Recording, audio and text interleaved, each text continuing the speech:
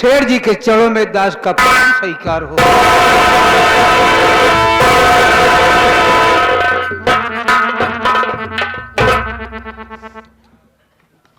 क्या समाचार है राम सरा?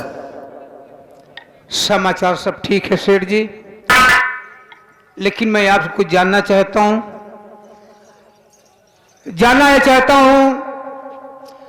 आप उदास काहे हैं? आपके चेहरे से रौनक खत्म हो गई है, आखिर क्या मुझसे आप नहीं बताएंगे?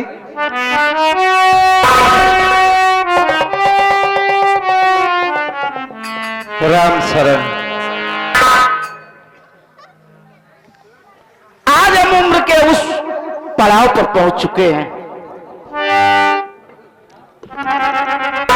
जहां हमें अपनी जिंदगी की सारी जिम्मेदारियों को निभाना है। आज तक मैंने जो कुछ किया अपने घर परिवार के लिए, कंपनी के वर्करों के लिए, शायद मैंने जिंदगी के अहम पहलू को उस हिसाब से नहीं लिया। राम, तुम तो जानते हो कंपनी के साथ साथ घर की भी जिम्मेदारी है। दोनों बच्चे सयाने हो गए हैं। मेरी बेटी चंदा भी सयानी हो गई। जिंदगी की भागदौड़ में पता ही नहीं चला कि कब मेरी बेटी जवानी की दहलीज पर कदम रख दिया। उसकी शादी की चिंता मुझे सताए रहती है और यही कारण है कि मेरे चेहरे से खुशी गायब है। राम शरण जी बाबू, आप तो जानते हैं कि मेरी पहली पत्नी से गौतम और चंदा, मेरी पहली पत्नी का जब स्वर्गवास हुआ तो मेरे दोनों बच्चे बड़े मासूम थे। कंपनी के वर्करों ने, मेरे रिश्तेदारों ने, सहयोगियों ने, साथियों ने सलाह दिया कि देख दीनानाथ, जिंदगी बहुत बड़ी है, तू अपनी जिंदगी को किसी न किसी हाल में गुजार लेगा, लेकिन सोच अगर तू कंपनी चला गया तो तेरे मासूम बच्चों को कौन देखेगा। इसलिए रामचरण लोगों के कहने पर मैं मजबूर हो गया और सोचा तो हकीकत मेरे सामने आ गई।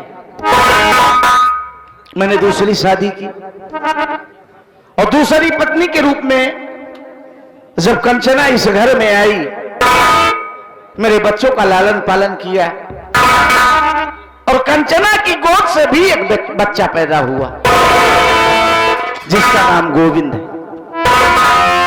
यही चिंता अब है कि जब पौधा पेड़ होने पर आए तो उसे उचित जगह पर लगा दिया जाए। इस जमाने को देखते हुए उसमें हवा लगती है। यही चिंता है राम शरण। आप बढ़ जाएं, सब चिंताएं दूर हो जाएगी। मैं ये सोच रहा हूं कि मैनेजर साहब को बुलाओ तो मैं उनसे कुछ मशवरा करूं इस विषय में। बढ़ जाए, मैं बुलाता हूं। मैनेजर बाबू,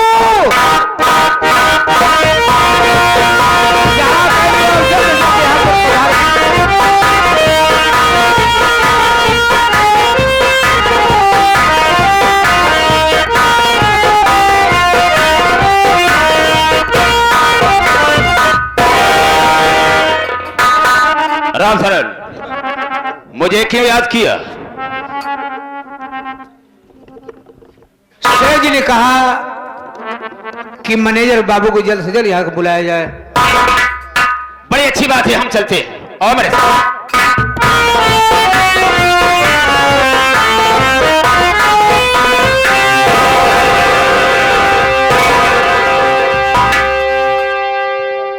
सेठ जी, आपने मुझे बुलाया और बुलाने का कारण हम आपसे जानना चाहते हैं।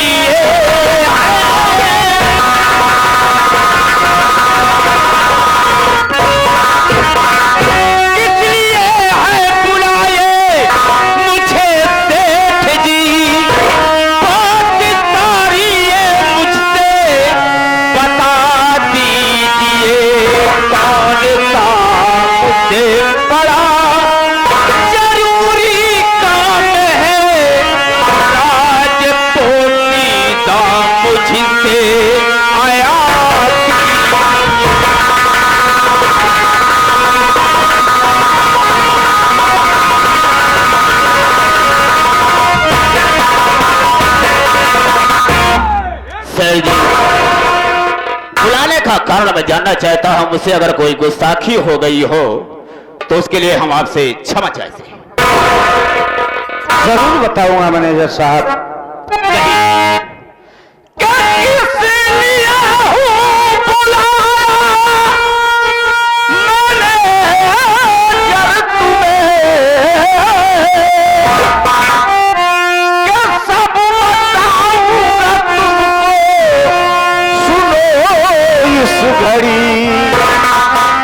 चंदा बिटिया की शादी करूं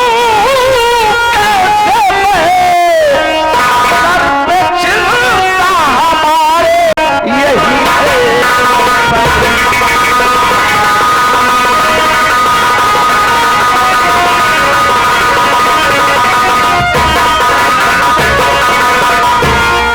मैनेजर साहब, कभी नौकर की हैसियत से नहीं देखा। आप भी मेरे घर के एक सक्रिय सदस्य हैं, इसलिए आज तक तो मैं अपनी जिंदगी को अपने बाल बच्चों, कंपनी और वर्करों के हिसाब से जीता चलाया। लेकिन एक बाप का जो फर्ज होता है अब उसको निभाने का वक्त है। आपने ठीक कहा सेठ जी। आपके जिस तरह से घर के सदस्य हैं उसी तरह से आप मुझे भी जानते हैं।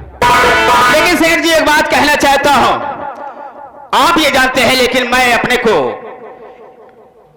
आपके घर का सदस्य जरूर समझता हूं, लेकिन हूं तो इस समय आपका नौकर ही।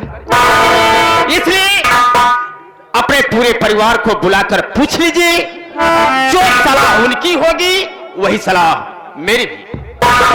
ठीक है, मेरे पूरे परिवार को बुलाओ। आप बैठ जाइए, मैं अभी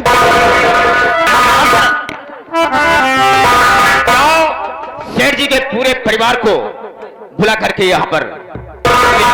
ठीक है मैनेजर बाबू, जाओ।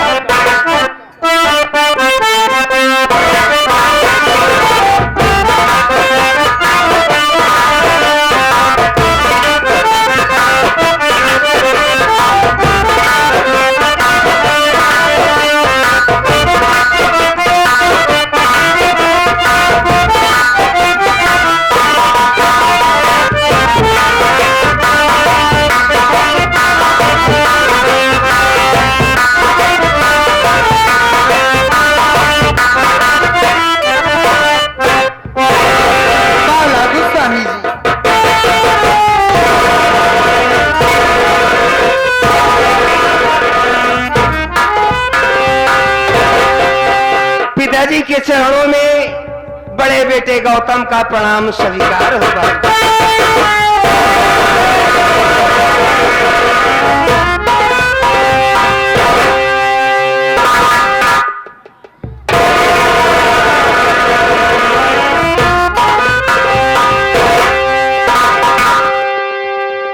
पिताजी के चरणों में छोटे बेटे गोविंद का प्रणाम स्वीकार हूं।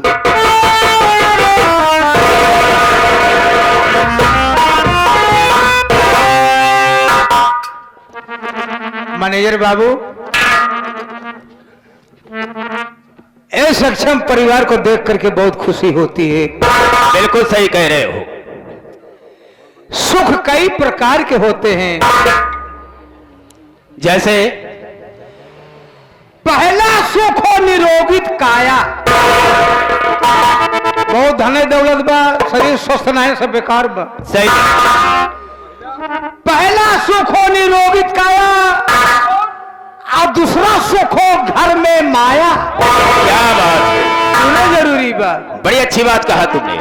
पहला सुख हो निरोगित काया, दूसरा सुख हो घर में माया और तीसरा सुख हो पतिव्रता नारी। वाह राम शरण वाह। ऐसे ठानी जी हैं। क्यों नहीं, क्यों नहीं। तीसरा सुख हो पतिव्रता नारी और चौथा सुख हो सुख आज्ञाकारी। इस सक्षम परिवार, कोई टेंशन न, कोई लड़ाई, कोई झगड़ा नहीं। बहुत खुशी होती। शेर जी जिनको कह देते हैं तुमको ये काम करना है, उस काम के ऊपर दौड़े दौड़े जाते हैं। बिल्कुल सही कहते हो राम। हाँ सर जी, आपका पूरा परिवार आ गया है। जो इनसे पूछना चाहते हैं, कहना चाहते हैं, आप कह सकते हैं।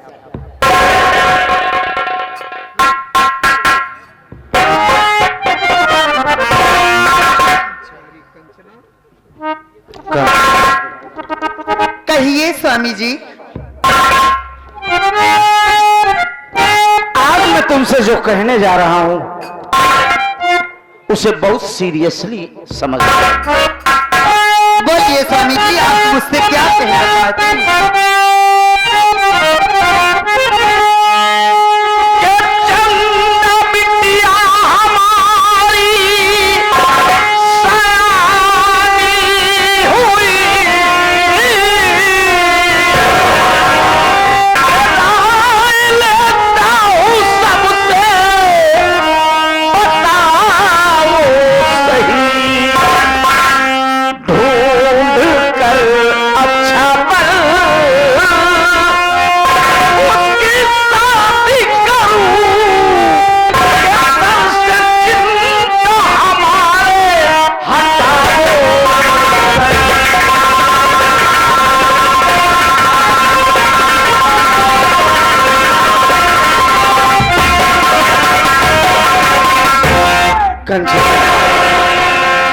देख, अब अपनी चंदा गुड़िया सयानी हो गई, अब वो बच्ची नहीं रही, इसलिए उसकी शादी की फिक्र अब सताने लगी। एक बाप के फर्ज से मैं मुक्त होना चाहता हूं।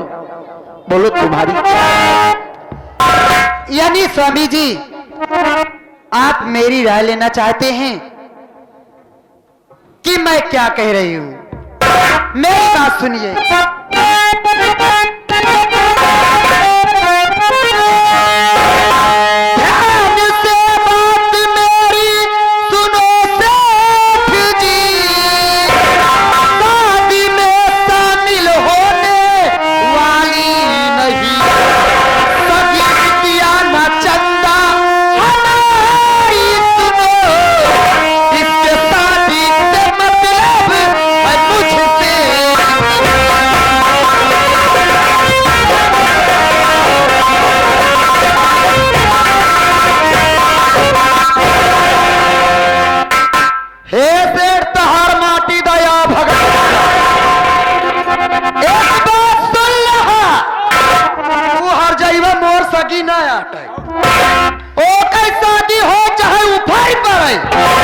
हमसे कौनो मतलब नहीं है।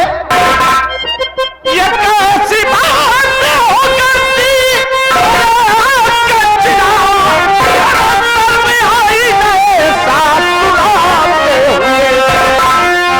चंदा बिटिया हमारी तुम्हारी भी है, आई नए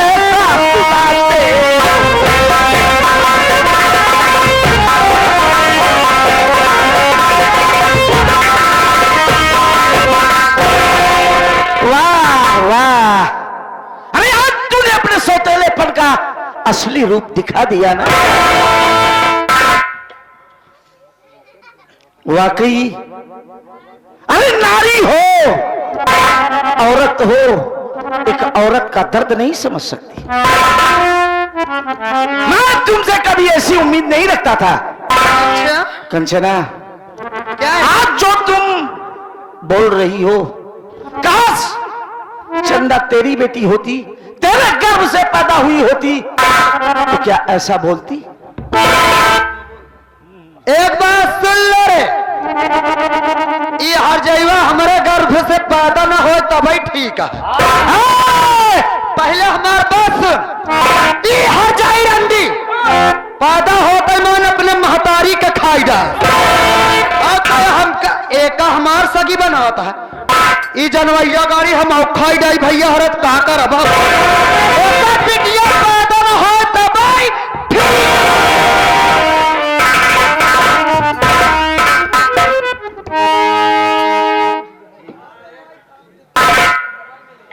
ठीक है,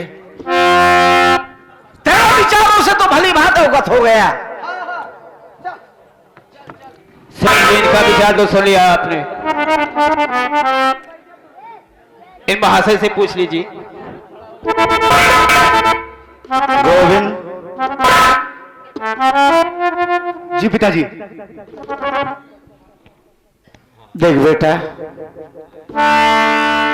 तेरी मां ने आज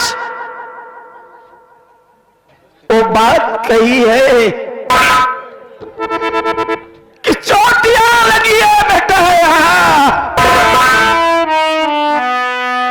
अरे माना कि इसकी सगी बेटी नहीं है चंदा, लेकिन इसके एक इशारे पर अरे पागलों की तरह चंदा भागी भागी काम करती है। लेकिन आज ये चंदा के सामने, तुम्हारे सामने, पूरे परिवार के सामने जो बात कह दिया है बेटा, इस दिल में कौन सा गुनाह मैंने किया जिसकी सजा मालिक मेरी बेटी को दे रहा है? बोल बेटा, तेरी क्या राय है? तो पिताजी आप मेरी राय जानना चाहते हैं तो मेरी राय सुनिए।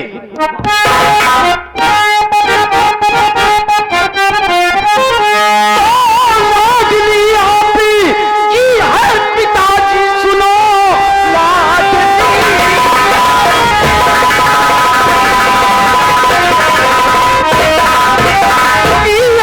पिताजी सुनो, इससे कुछ भी हमारा न नाता रहा, शादी से लेना देना है कुछ भी नहीं, फैसला आखिरी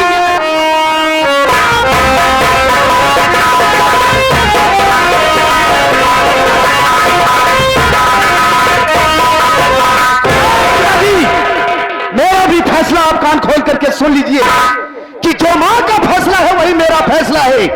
ये मेरी कोई सगी बहन नहीं है चंदा, ये तो मेरी सौतेली बहन है। इसकी शादी हो या ना हो इससे मुझे कोई मतलब नहीं है। अगर मुझसे कोई मतलब है इस आधी जायदाद से आधी